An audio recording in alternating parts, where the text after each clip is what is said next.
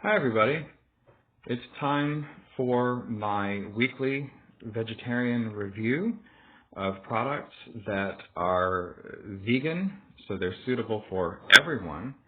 I rate things on a 5-star scale. It goes by taste, texture, usefulness, and that is in terms of cooking, or if it's good for whatever it's said to be good for. Allergies and price. I will be doing 2 items this week. I'm going to try to actually, instead of calling the other item a bonus item, I'm going to try to do, just 2 items every week and keep it to about 15 minutes anyway. Okay, so the first item that I'm going to talk about today is amazing. I was really surprised that it even existed. For years, I have missed being able to have, just like a plain old tuna fish sandwich like my mom used to make, or macaroni and cheese with tuna fish in it or whatever. This is Caroline's Fishless Tuna. In terms of looking at the ingredients, I don't see any meat ingredients, and it actually, of any animal origin ingredients, I should say. And it actually does say that it is vegan on it. And it has the little K, meaning it's also kosher. So the smell is not as strong as regular tuna, from what I recall. The last time I actually smelled fresh tuna, a fresh can of it open, was when my sister actually brought a can of it over to my apartment after I had asked her not to, after I had told her not to, etc., etc. That's not important right now. Needless to say, I woke up that morning, opened my bedroom door, and smelled the stink of tuna. And my whole apartment stunk like tuna. This does not have that big, nasty tuna scent.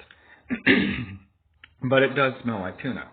And it tastes like tuna. If you, take a taste of it right out of the can, if you fed it to somebody who did not know that it was not tuna, they would assume that you were feeding them actual tuna.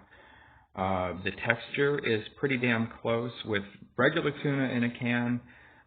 Ordinarily, you have to, break it up a bit more. This is a little bit more already broken up, so. But anyway, so the first part of it, as a matter of fact, because tuna can be so funky fishy, so, overbearing, I would actually go ahead and give this a 5-star rating for flavor, because it will not overwhelm you. As a matter of fact, I'll get to the usefulness and such in a minute. Texture, as I indicated, it's already kind of broken apart. You really should drain it when you go to use it, obviously, for normal use in things like a tuna fish salad or macaroni salad with some tuna in it, or whatever you're going to do. However you normally would use a regular can of tuna, you would use this the exact same way. So, when my late husband first tried to make tuna salad with it, I'm pretty sure he just forgot to drain it, because it ended up it was really watery. And besides his recipe, he put like a little bit of pickle relish in it, and it was like, well, it wasn't very good. And I thought, oh, geez, this isn't very promising. Then I made my mom's version of tuna salad, which is with Miracle Whip, which I realize isn't vegan. I'm not quite there yet. I'm getting there. I've got to use up the crap that I have before I can then buy other stuff. So I've got part of one Miracle Whip jar. Then I've got another one that's not open, and I may end up giving that to someone rather than using it for myself. But I don't know very many people who, I live in Knoxville, Tennessee, and down in the South, there are some people who like Miracle Whip, but most people prefer regular mayonnaise. So I might have a hard time finding a taker. But anyway, maybe I'll give it to my mom. So anyway, texture-wise, I will go ahead and give it a 5 as well, because you would not know if you didn't know. Usefulness, getting back into what I was just talking about in terms of tuna salad, I've done my mom's recipe with that. Now, the only thing that you have to be concerned about is because it has a more delicate scent, it has a more delicate flavor. I almost buried it in the Miracle Whip. Her recipe is really simple. It's just tuna, Miracle Whip, some chopped celery, and salt and pepper. I may have put a little bit of minced onion in mine. I'm not really sure. A lot of tuna salad recipes call for celery and onion. And I like the crunch. I like the little bit of extra moisture that celery and onion give. It's the same reason why I like lettuce on some sandwiches, not because I necessarily like the taste of lettuce, although I do. It's got that little bit of a hint of bitterness. But it's the fact that it adds moisture to it. Like if I was going to be making like a peanut butter and vegan cheese sandwich, I would add lettuce to that simply for the moisture addition to it. Because, I mean, when you have peanut butter and jelly, that's really what the jelly is kind of doing. It's bringing moisture, as well as giving you a variation in flavor. So anyway, back to the tuna, the fake tuna, the fishless tuna. I have made my mom's recipe of that. I made a tuna noodle casserole that I baked. That turned out really well. It ended up being a tiny bit oily because beside a little bit of the Miracle Whip, I also had used I think I'd used just a little bit of olive oil or something, and that basically made the Miracle Whip just like melt. It went right into more like an oily state. And then when I baked it, it tasted really good, but it was a little on the oily side, and I think if I was to make it again, I would just go with like a vegan mayo or whatever, and I would skip the oil. Or I might not use the vegan mayo and might just use a couple tablespoons of oil. It's basically it's to give it some body. It's to to help carry some of the flavor that is only carried by oil. I keep messing with my hair because I see something sticking up. But anyway,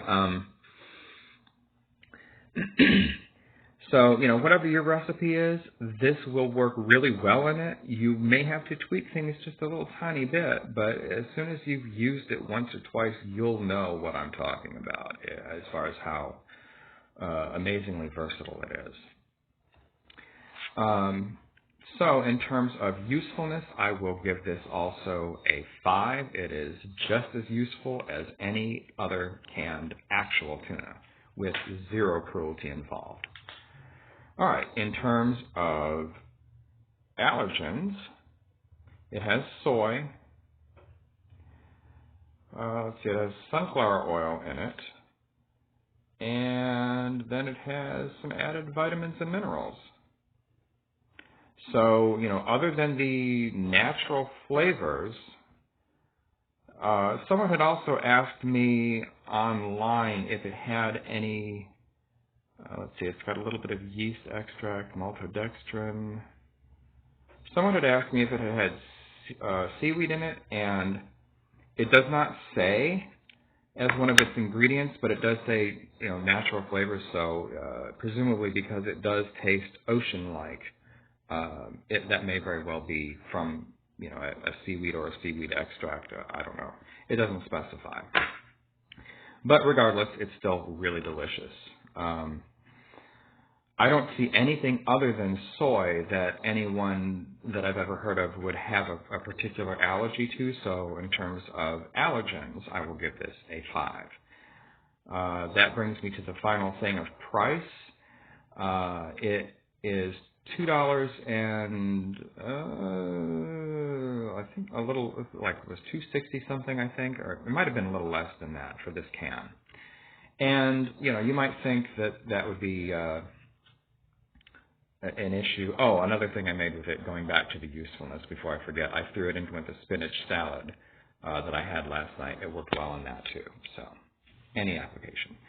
Anyway, compared to regular tuna, this is a teeny tiny bit more expensive than most actual regular tuna. So, and I have never seen it on sale. I've never seen a coupon for it. I've never seen a rebate for it. We found it by accident. My husband was looking through the bargain little area that they have at one end of the Kroger that we typically go to. And there happened to be 2 cans of it marked down because I guess they'd been dented or something, and we couldn't figure out where it was in the store. They don't have it over with the natural foods section. They stuck this over with the regular tuna. Kroger, what the hell are you thinking? This belongs over with the vegetarian and natural foods that where people would look for it, and people who would want to buy it would actually seek it out. So if you are a Kroger shopper, you will not find this in the natural food section unless they decide to change it. Go look over by the regular tuna, because that's where it is. So, price-wise, I'm giving it a 4.5. It could come down a little bit. So look at that. It's got 5 stars on everything but price. It only lost a half of a star. So out of 25, that's 24.5. So let's see, that means that it would get a, 98%? My brain's not working today. So, I highly recommend it. If you like tuna, if you miss tuna, if you're vegan, if you're vegetarian, even if you eat meat still, this is good for you, and it would make a nice change, and it will save a little bit of fish here and there. Every little bit helps. So, the next item, some of the things that I typically like to do are juices, and you will notice that this is entirely empty. This 52-ounce container, 1.54 liters, I finished in 2 sittings. It's supposedly 6 servings, and each serving has 7 grams of protein. Honey, I finished this in 2 sittings. I sat down, I drank half of it and put it away before and then I got it out, shook it up, and drank the other half of it just, yesterday. 2 sittings, like right after I bought it, because it's that good. This is Bolthouse Farms Vanilla Chai Tea, heart healthy, and then perfectly protein. So it's not the higher protein thing from Bolthouse Farms, but it has a lot of protein. Taste, 5. I would give it more than 5 if I could. This vegan beverage was actually one of my hardcore omnivore late husband's favorite things. Whenever we would find it on sale, we would buy it because it was that freaking good, and he loved it. He would drink like a gallon of milk every 2 days, cow milk. This, he preferred. So, if that tells you anything. Now, it doesn't actually taste like dairy. There is no dairy in it. It is vegan. It is a soy milk. It has cane sugar. It says some natural flavors, so presumably that's the vanilla, because it doesn't have vanillin, the artificial flavor. It has, natural flavors.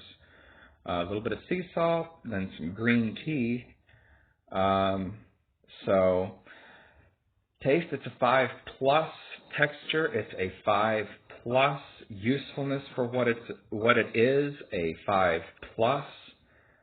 Allergens, it only has soy, so I will give that a 5 on that. And the only problem with it is the price. It is so hard to find it on sale. Now, they do give coupons sometimes, e-coupons, paper coupons. Every great once in a while there might be a rebate on it. I just typically will wait until it goes on sale. This bottle I accidentally got burnt on because the rebate that I was supposed to get was actually for the next 2 sizes down. But this one was on sale. Now, on sale, this was $4.30-something. And 1.625 quarts or 1.54 liters, 52 ounces. In other words, it's not even 2 quarts, and it's over $4 on sale. Not on sale at Kroger's. It is $5.60 something. It's nearly $6. So compared to dairy milk, which by the way has government subsidies propping it up, compared to dairy milk, the price of this is outrageous, but it's so good, so good. You will not regret it if you buy it. Looking at the vitamin content, they didn't really add any extra vitamins. It's not super high in a bunch of different things. It only has 2% of the calcium, so it's not meant to be a replacer for for things that are high in calcium.